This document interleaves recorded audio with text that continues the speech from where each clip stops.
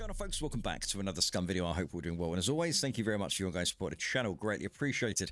Now, if you didn't know already, I'm sponsored by GG Host. Don't forget to use my affiliate link down in the description below to get your 50% off your first month. They've got an awesome Discord and all the support you need, and the performance is up there, ladies and gents, really and truly. And this is why I only use GG Host for gaming on those servers. Thank you so much. Now, getting into this video, there's a few things I want to show you. Firstly, I want to show you the new cruiser. We have a video that the devs have posted out onto Twitter or X. I want to show you that, and then we're going to get into the patch, which shows a couple of things about the quests, which could be quite interesting to say the least. I'm very excited to see exactly what this is all about. So let's get to it, and let's do this.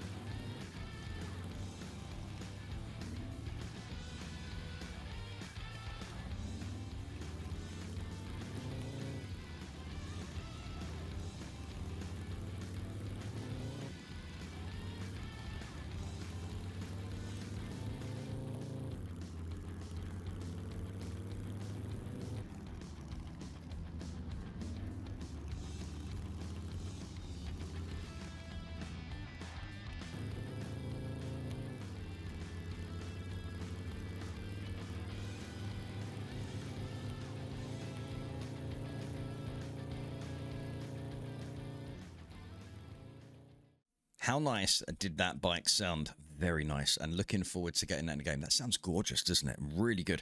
And the other things as well is the foliage design that they're working on, and also all of the ambient sounds within the game. They're redoing all the sounds in SCUM, guys, and I cannot wait to hear a lot of these, because that owl, pterodactyl, whatever the hell it is at night time, is piercing the eardrum, and it is absolutely horrible. I don't like that at all, so it'll be nice to sort of see that.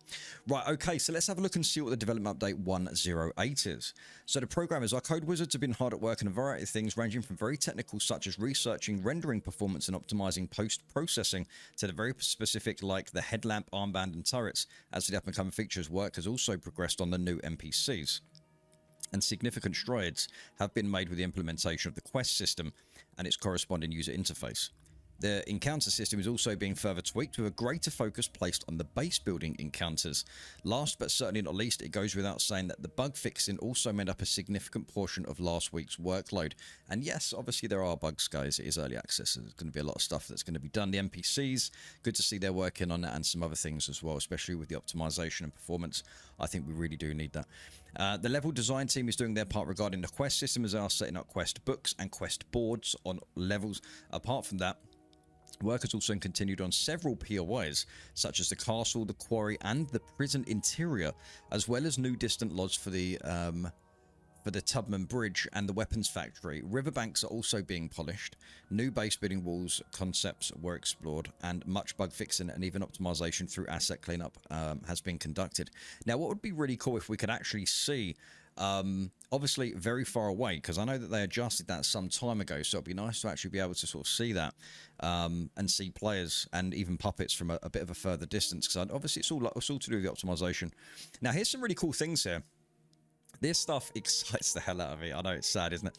The animation team has been working on the foliage and tree canopies, as well as creating new pushing animations for bikes and the quad.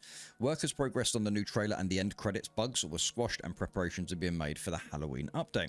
The rest of the art team has been hard on work on the new malfunction UI assets, the RPK and the AKM rework, and the texture polish for the improvised rifle. Turrets have undergone texturing, and new lights for the sports bike and the tractor have been developed. Also, the Tech 1 quest items that we mentioned last week, well, take a look at them yourself at the end of this section. The soft surface art team continued their work on the new female inmate clothing items and textures for the armband. They also made significant progress with the garbage ghillie suit, which I'll show you a picture of that now, and the masks and materials for the school bag. Additionally, we saw some high poly screenshots of some interesting tribal looking characters and their weapons. Guys, I'm going to show you all images. You probably see it as I'm talking over this anyway. As promised, have a look at the rough models for the Tech 1 jammer and relay items that will be part of the new quest system. Look at the size of that compared to compared to the actual character. So that's the Tech 1 jammer and relay systems. Now, this is going to be really cool for the quest stuff. I think it would be nice actually to sort of see the quests more developed into the lore, rather than just go find me 3 eggs and bring them back and whatever you guys know. Sound. As with last week, the sound team has been continued on the sound design for the turret and for the quests. The QA team working on cheaters and stuff like that, servers. Game design has been setting up functionalities for the headlamp and new push functionalities in the dirt bike, Riz, and the cruiser. We've needed a headlamp for a long time. And I just want to say Matoski has a big request from myself. Thank you for pushing it, and it's now in the game. I just want to say thank you for the spawns where you can just spawn on ground rather than the parachute spawns. I think both are good for different reasons and different settings. But I think it's really good to have that ground spawn as well, especially for the survival setting, as the parachute can really sort of just like push you in. I know that was a little while ago, but I just want to give a bit of a shout out there, so thank you. Right, so someone's talking about, like, there's a bit of a Q&A here as well. So, turrets. What is this game training to? Red Alert 3, spaceships, mechs, and now turrets. Another 5 years in this game will be called Halo Space Wars. Hey, man, Halo was awesome. What are you talking about? First off, shout out to the great franchises that you've mentioned. Yeah, exactly. Halo's awesome, and so is Red Alert. As for turrets, dropships, sentries, they are closely tied to the dystopian near-future theme of the game. There's a literal implant in the base of your character's skull that can reanimate dead prisoners. The turrets themselves are added as an optional means of protecting your base from the dropship and other players when you're away from it. This is the kind of thing where people start to cherry pick things. Like, I'm not a big fan, and on my server, raykitgaming, little plug there, I am literally, we don't have the sentries and stuff that come to your base, like the dropships, and blow your base up. We don't have that. People don't like that. People don't want their bases blown up. The interactions outside are amazing, and they still are in the test phases. So from one opinion to another, I think they're great outside, but not go into your base. It takes too long to build bases, and I don't think people really want their bases being blown up. You can still have it fun. You can have it whatever, each to their own. But I think the interactions are very exciting, very adrenaline fueled. But just having them come to your base, I'm not a big fan of that. But obviously you can have that. The game needs an objective. Missions, NPCs. Devs reply, we completely agree with you, and you'll be pleased to know that the team is actively working on the quests and missions, and it will have them ready for the up-and-coming update. The update is going to be quite significant, and we can't wait for it to see the light of day. NPCs are coming with 1.0 version, so NPCs are going to be next year, ladies and gents, which they've said from the start that you know, NPCs are going to be between 0.9 and 1.0. Someone says, hey out there, why do we keep adding new TOL to the game when there are still things in the game today that don't work properly? I know the game has to be developed to retain the players, but in my world, the things that are in the game now should work correctly and properly before new things were put in, but that's just my world. We completely understand your point of view and are mostly correct. However, since the majority of SCUM's in-game systems are greatly intertwined, and that is true, a fix for an issue today might be compromised by the addition of a new feature or a rework of an existing feature tomorrow.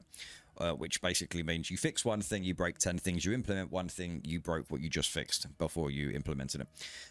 Also, we want to push these out, new features, as soon as possible so we can release them, test them out internally and with the community, and modify and fix them so that they work properly when we hit 1.0. Make no mistake, we aim to fix the issues that have persisted and introduce a host of optimizations that will make the game run as smoothly as possible. Did hope spawn system changes be mentioned? I myself ran into a few puppets pop out of tree trunks and have had a few phasing through walls at random on live servers. Puppets kind of do have that issue right now, I'm not going to lie. They do actually have that issue of, you know, going into rocks or spawning, you know, in trees and like, it's really strange. They're kind of like spawning and going through objects at the minute, which is a bit strange.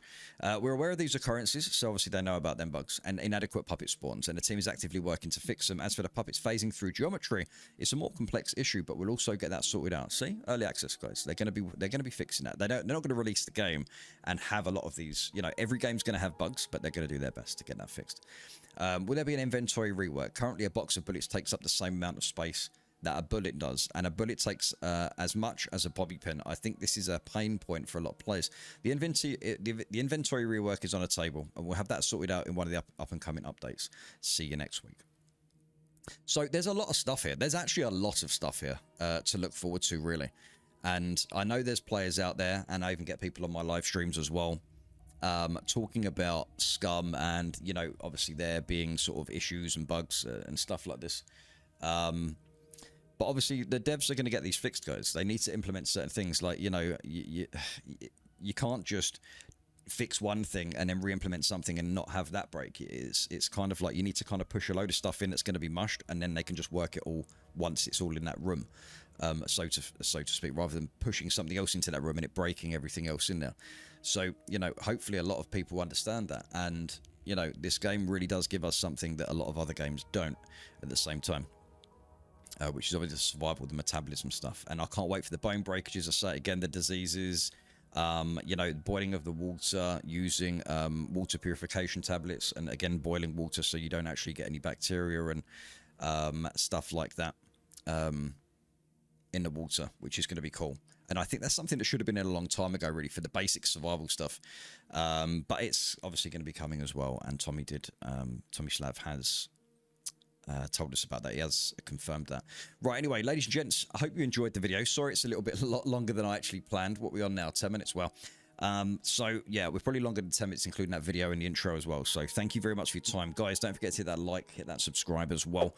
And a very, very warm welcome to all the new members of the channel. And thank you again for all of your support. And there's a huge extra shout out to all of my Guardians, top tier members of the channel as well, and all of those on Twitch. So thank you very much. You guys have been absolutely awesome, and your support is always appreciated. So with that being said, guys, I'll be back Friday, and look after yourselves, stay safe, and I'll catch you soon. Take care.